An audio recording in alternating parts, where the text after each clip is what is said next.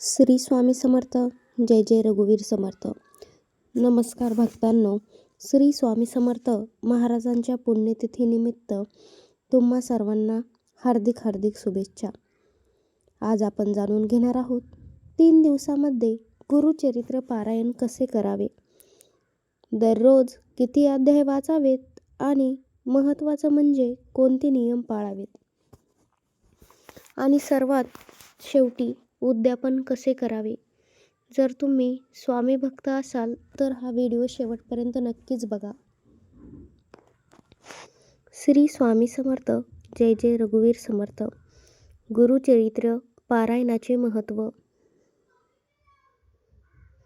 गुरुचरित्र म्हणजे साक्षात दत्तगुरूंचा आशीर्वाद आहे. हे गुरुचरित्र पारायण केल्याने आपल्याला मनशांती मिळते, आपल्या अडचणी दूर होतात, आर्थिक समस्या दूर होतात, आपल्या घरामध्ये सकारात्मक ऊर्जा वाढते, शांतता येते आणि श्री स्वामी समर्थांची कृपा मिळते. पारायण सुरू करण्यापूर्वीचे काही नियम आपण जाणून घेऊत. पहिलं म्हणजे सकाळी लवकर स्वच्छ स्नान करून स्वच्छ कपडे घालावेत. शक्यतो पांढरे किंवा भगवे कपडे वापरावेत. पूजा करायच्या ठिकाणी श्री स्वामी समर्थांचा फोटो ठेवावा. त्यासमोर दिवा, अगरबत्ती, धूप, फुले सुद्धा ठेवावीत आणि संकल्प करावा, मी तुमचं जे नाव असेल ते घ्या. स्वामी समर्थांच्या कृपेने 3 दिवसात गुरुचरित्र पारायण पूर्ण केले आहे. पारायण करताना मांसाहार टाळावा. वाईट विचार, कोणाशी वाईट बोलणे टाळावे. अपशब्दांचा वापर करू नये. शक्यतो ब्रह्मचर्य पाळावे. पहिल्या दिवशी कोणते वाचायचे अध्याय. पहिल्या दिवशी 1 ते 18 अध्याय. तर ते तुम्हाला प्रश्न पडला असेल कसे वाचावे. एका शांत ठिकाणी बसून मन एकाग्र करून घाई न करता, महत्त्वाचं म्हणजे घाई न करता अध्याय वाचावेत. पहिल्या दिवशी आपण गुरूंचे महत्त्व आणि जीवन समजून घेतो आणि शेवटी आरती करावी. श्री स्वामी समर्थांचा जप करावा. ओम श्री स्वामी समर्थ. ओम श्री स्वामी समर्थ. दुसरा दिवस वाचायचे अध्याय. अध्याय 19 ते 36. या दिवशी चमत्कार आणि श्री स्वामी समर्थांची कृपा आपल्याला अनुभवायला मिळते. विशेष दुसऱ्या दिवशी जप वाढवायचा. ओम श्री स्वामी समर्थ हे नामस्मरण 108 वेळा करायचे. शेवटी नैवेद्य दाखवायचा. फळ, साखर किंवा दूध तुमच्या मनाने तुम्ही करू शकता. तिसरा दिवस वाचायचे अध्याय कोणते तर 37 ते 51. हा दिवस सर्वात महत्त्वाचा आहे. पूर्ण झाल्यावर श्री स्वामी समर्थांची आरती करावी, कृतज्ञता व्यक्त करावी. उद्यापन कसे करावे तर लक्षपूर्वक तुम्ही ऐका.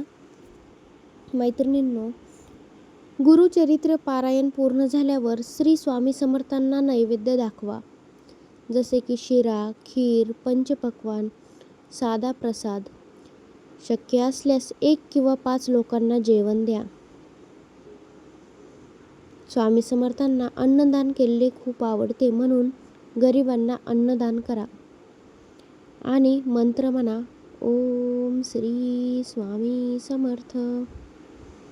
ओम श्री स्वामी समर्थ आणि कुटुंबासोबत प्रसाद घ्या. महत्त्वाचे नियम कोणते पाळायचे. पारायणामध्ये खंड पडू देऊ नका. रोज एकाच वेळेत वाचा. श्रद्धा आणि विश्वास ठेवा. जर तुम्हाला हा व्हिडिओ आवडला असेल तर लाईक करा. माहिती वाटली असेल तर शेअर करा आणि भक्तिमय चॅनलला नक्की सबस्क्राईब करा. शेवटी एकच, श्री स्वामी समर्थ. मैत्रिणींनो, स्वामी समर्थ महाराजांच्या पुण्यतिथीनिमित्त आपण एक मुद्दा बोलूयात. गुरुचरित्र पारायण करताना कोणते ते गुपित नियम आहेत जे तुम्हाला पाळायचे आहेत? पारायणात होणाऱ्या चुका. स्त्री पुरुषांसाठी वेगवेगळे नियम आहेत का? पारायण करताना अनुभव कसे ओळखावे आणि विशेष उपाय जे खूप कमी लोकांना माहीत आहेत. हा व्हिडिओ तुम्ही शेवटपर्यंत नक्कीच बघा. गुरुचरित्र पारायणामागचे आध्यात्मिक विज्ञान. श्री स्वामी समर्थ. गुरुचरित्र हे फक्त पुस्तक नाही, हे एक ऊर्जा केंद्र आहे. ही एक एनर्जी फील्ड आहे. प्रत्येक अध्यायामध्ये विशिष्ट व्हायब्रेशन म्हणजेच कंपन असते. वाचन करताना आपल्या मनावर आणि आपल्या शरीरावर परिणाम होतोच. उदाहरणार्थ, काही अध्याय आपल्याला शांतता देतात, काही अध्याय आपल्या अडचणीसुद्धा दूर करतात आणि काही अध्याय नकारात्मक ऊर्जा हटवतात. म्हणूनच पारायण करताना मन, शब्द आणि भावना शुद्ध असणे खूपच महत्त्वाचे आहे. आपण पारायण करताना होणाऱ्या कोणत्या मोठ्या चुका आहेत त्या करायच्या नाहीत, लक्षात ठेवा. घाईघाईमध्ये अजिबात वाचन करायचे नाही. त्यामुळे आपल्याला त्याचे फळसुद्धा मिळणार नाही आणि शांतताही वाटणार नाही. दुसरं म्हणजे मोबाईल वापरत वाचणे.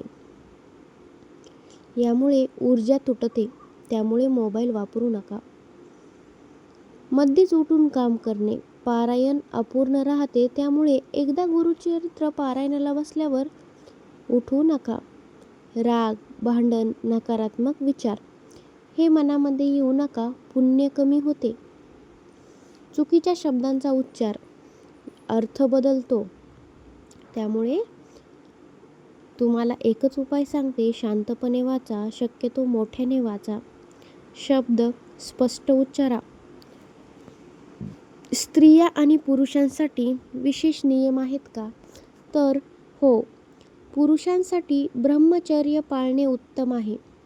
साधेपणाने राहणे, राग टाळणे, बायकोशी वादविवाद न घालणे, घरामध्ये अपशब्द कोणाशीही न बोलणे. स्त्रियांसाठी मासिक पाळीच्या काळात पारायण थांबवावे, त्या दिवसानंतर पुन्हा सुरू करावे. पण फक्त नामस्मरण जप तुम्ही चालू ठेवू शकता. पारायण करताना तुम्हाला कोणकोणते येणारे संकेत आहेत? पारायण करताना काही लोकांना अनुभव येतात बरं का. स्वप्नात श्री स्वामी समर्थांचे दर्शन होते. पारायण करताना अंगावरती शहारे म्हणजेच काटे सुद्धा येतात. डोळ्यामध्ये विनाकारणच पाणी यायला सुरुवात होते. मन एकदम शांत व्हायला सुरू होते. हे काय दर्शवते? तर श्री स्वामी समर्थ तुमच्यावरती प्रसन्न आहेत. पण काहींना काहीच अनुभव येत नाही. तरीही पारायण चालू ठेवा, कारण फळ नेहमी लगेच दिसत नाही, पण मिळत असतेच. विशेष उपाय काय करायचा? तर मैत्रिणींनो ऐका. पारायण सुरू करण्यापूर्वी 11 वेळा श्री स्वामी समर्थ जप करा.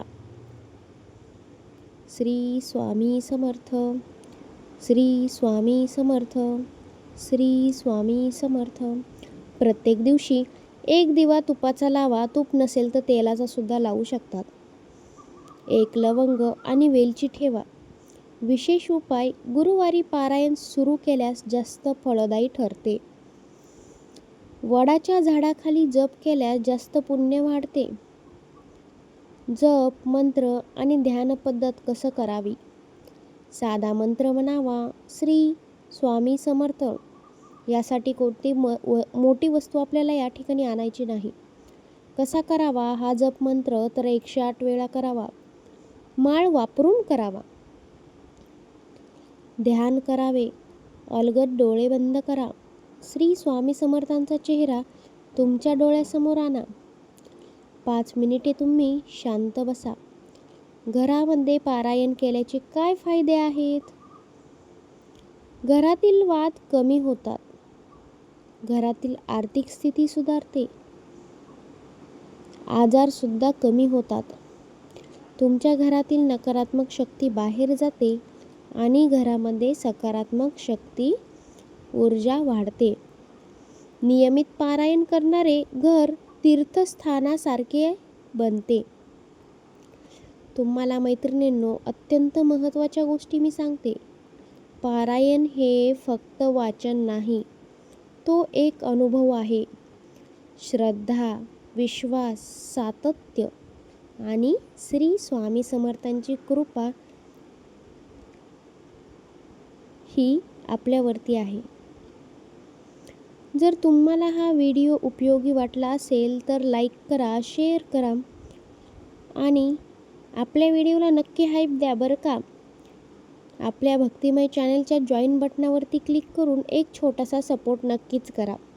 शेवटी एकच मंत्र म्हणा, ओम श्री स्वामी समर्थ. ओम श्री स्वामी समर्थ. ओम श्री स्वामी समर्थ. स्वामी समर्थांची कृपा सदैव तुमच्या परिवारावरती टिकून राहावी हीच ईश्वरचरणी प्रार्थना. धन्यवाद.